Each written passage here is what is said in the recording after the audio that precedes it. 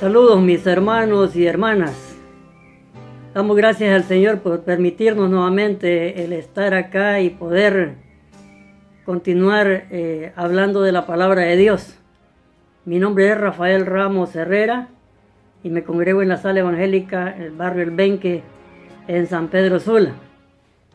Y qué bueno es también que poder recordar los campamentos en Valle de Ángeles en donde compartíamos de la camaradería y el aprendizaje de la palabra de Dios, esperando que quizás en un tiempo, si el Señor lo permite, por poder volver a vernos allí. Pero mientras tanto podemos meditar en su preciosa palabra, y yo he pensado en un tema que lo considero que es de actualidad, y este tema se llama la apostasía y el decaimiento de la fe. Es un tema de actualidad y quisiera invitarles para leer ahí en 1 Timoteo el capítulo 4 versículos 1 al 5. Dice así la palabra de Dios: pero el Espíritu dice claramente que en los postreros tiempos algunos apostatarán de la fe, escuchando a espíritus engañadores y a doctrinas de demonios, por la hipocresía de mentirosos que, teniendo cauterizada la conciencia, prohibirán casarse y mandarán abstenerse de alimentos que Dios creó para que con acción de gracias participasen de ellos los creyentes y los que han conocido la verdad. Porque todo lo que Dios creó es bueno y nada es de desecharse si se toma con acción de gracias. Porque por la palabra de Dios y por la oración es santificado. Encontramos aquí algo muy importante relacionado con este tema. La apostasía es algo muy terrible y es característico de los últimos tiempos que vivimos. Ya desde el inicio de la iglesia para acá ya existía este problema, y ahora en los tiempos que vivimos, pues con mucha más razón es más fuerte esta situación. El anticristo, el gobierno del anticristo será un gobierno apóstata, o sea, contrario a la verdad, contrario a la persona del Señor Jesucristo. ¿Qué es apostasía? Bueno, podríamos definirlo en forma muy concisa, y la apostasía es negar la autoridad de la palabra de Dios. Es negar la deidad de la persona del Señor Jesucristo, o sea, decir que Cristo no es Dios. Un apóstata es alguien que conoce la verdad y la tuerce. Ahí en Hechos 21 encontramos al apóstol Pablo. Él fue acusado de apóstata porque él predicaba de que ya no vivimos bajo la ley sino bajo la gracia, y como esto era contrario a lo que ellos pensaban, entonces le acusaron de esto. Ahora nos preguntamos, ¿un creyente nacido de nuevo puede llegar a ser un apóstata? Definitivamente que no, hermano. Tenemos garantía que de sus manos no seremos arrebatados. Y si eso se diera, pues estaríamos diciendo entonces que la salvación se pierde. Y esto no es posible, porque tenemos una gran cantidad de versículos que nos confirman de que la salvación no la podemos perder. Definitivamente podemos decir de que un creyente verdadero no puede convertirse después en un apóstata. Los que caen en la apostasía pues demuestran que su fe nunca fue verdadera desde el principio, que solamente quizás fue algo emotivo. Dice ahí en 1 de Juan capítulo 2 y versículo 19: salieron de nosotros, pero no eran de nosotros, porque si hubiesen sido de nosotros, habrían permanecido con nosotros. Pero salieron, dice, para que se manifestase que no todos son de nosotros. La apostasía es el abandono del cristianismo por alguien que solo fue un profesante, pero no convertido. Los apóstatas pueden ser personas o también pueden ser grupos diabólicos que se conocen en este tiempo como sectas. Sin embargo, hay algo muy importante, es que son conocedores del Evangelio. Sí conocen el Evangelio.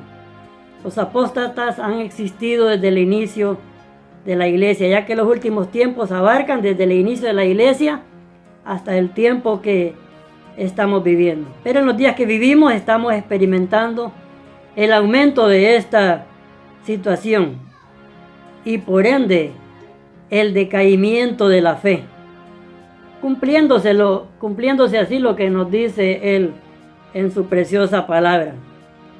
Hoy en día se han propagado las sectas y gran parte de sus miembros eran personas que pretendían ser cristianos, como dice ahí en la lectura que hemos tenido en el capítulo 1 de 1 Timoteo 4, versículo 1, están escuchando a espíritus engañadores y a doctrinas de demonios. Y no significa doctrina acerca de un demonio, sino doctrinas inspiradas por demonios. Habla ahí también de que son hipócritas. Y un hipócrita es alguien que finge lo que no es, alguien que finge lo que no siente. Es llevar una máscara para ocultar su verdadera identidad. Emplean términos bíblicos, cantan himnos cristianos como nosotros. No solo son hipócritas, sino también mentirosos, que engañan a propósito a la gente. La entrada de un apóstata al grupo es sutil. Judas utiliza la frase: han entrado encubiertamente. El apóstata puede ser más amable que cualquier hermano. Su comportamiento atrae.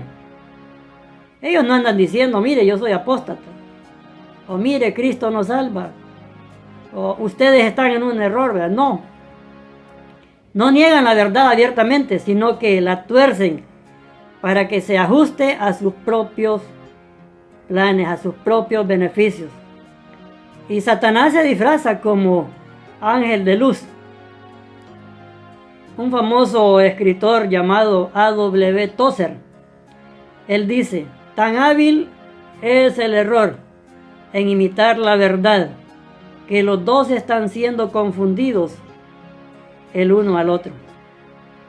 Hermanos, en este tiempo que vivimos, necesitamos mucho entendimiento para saber quién es hijo de Caín y quién es hijo de Abel. La cizaña la tendremos hasta que Cristo venga por su iglesia. El apóstol Pablo le dice ahí a los tesalonicenses que la apostasía va a empeorar a medida que se acerque la segunda venida del Señor. Dice aquí que tendrán una conciencia cauterizada. Y la conciencia es parte de nuestro espíritu, que distingue entre lo que es bueno y lo que es malo. O sea que la conciencia no es parte del alma. En el alma tenemos las emociones, tenemos la voluntad y tenemos el intelecto. La conciencia es como un juez interno que está martillándonos cuando hacemos algo que no está bien. Si obramos mal, ella levantará su voz acusatoria. Por ejemplo, aquellos hombres que acusaban a aquella mujer sorprendida en el acto mismo de adulterio. Ellos no fueron acusados por el Señor. Dice que fueron acusados por su propia conciencia y se fueron yendo desde los menores hasta los mayores. Y volviendo al tema, a estos que se describen aquí, dice que tienen la conciencia cauterizada. O sea que ya ni su conciencia les acusa. Esto se da en el que no es hijo de Dios. Pero es triste saber también de que muchos hijos de Dios pueden tener la conciencia cauterizada. Ahí en Hechos, el capítulo 23 y el versículo 1, el apóstol Pablo pudo decir: he vivido con buena conciencia delante de Dios y de los hombres. También el salmista en el Salmo 16 y el versículo 7 dice: aún en las noches me enseña mi conciencia. Existen hermanos de conciencia débil y por ello muchas veces debemos de abstenernos de hacer ciertas cosas como comer, como lo que encontramos ahí en la palabra de Dios. Una vez me dijo una joven, en tono un poco jocoso, me dice: yo vivo cuidando la conciencia de los demás, ¿y quién cuida la mía? Pero se trata de cuidar la salud espiritual de nuestros hermanos. Una de las señales de los últimos tiempos será hombres con una conciencia cauterizada. Y hermanos, que el Señor nos ayude para que mientras viene podamos contender ardientemente por la fe. Los días que vivimos son malos y peligrosos y nuestra mirada debe estar puesta en la persona del Señor Jesucristo. Si miramos a los lados, el oleaje es muy fuerte y puede hundirnos como comenzó a hundirse Pedro mientras caminaba ahí en el mar. Pero esperamos que con la ayuda del Señor poder estar firmes, manteniéndonos firmes, con nuestra mirada puesta en las cosas de arriba, sabiendo que el Señor pronto viene por su iglesia. Si Él lo permite, seguiremos en el próximo estudio continuando sobre este tema. Mientras tanto, que Dios nos bendiga a cada uno.